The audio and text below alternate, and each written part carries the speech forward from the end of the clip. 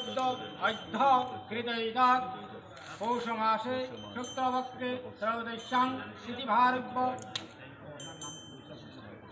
श्रीविष्णु प्रीतिकामय कृतैदात् गणपत्यादि नाना देवता पूजक पूर्वकंच श्री श्री वंशीदासो भावार मंदिरे शुभ यज्ञानुष्ठान कर्माहं करिष्यामि प्रजापति ऋषि गायत्रीचंद्र भूमे विनियोग रक्षणी नमो तत्सत् सर्व मंगल मंगल्यं वरण्यं वरदं शुभं नारायणं नमस्कृत्य सर्वकर्मणि कारयतो शंखचक्र धरं विष्णुं द्विभुजं पितभाषमं प्रारम्भे कर्मणां विप्रः पुण्डरीकाक्षं स्मरेद्धरिम्।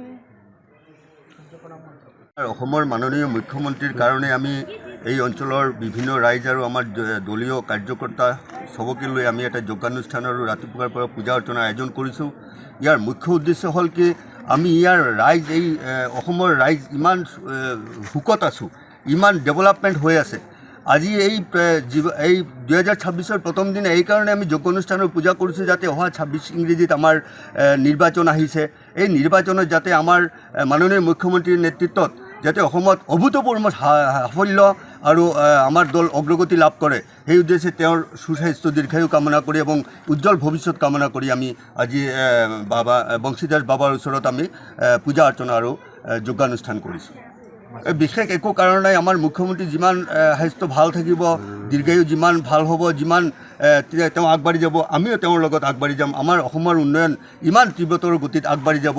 যিমান উন্নয়ন আগবাঢ়িব আমাৰ গাঁৱৰ ভূঞে যিমান ৰাইজ আছে চবে ভাল সুখে শান্তিতে থাকিব পাৰিব। সেইকাৰণে তেওঁৰ সুস্বাস্থ্য আৰু দীৰ্ঘায়ু কামনা কৰি আজি আমাৰ এই প্ৰাৰ্থনা আৰু যোগানুষ্ঠান।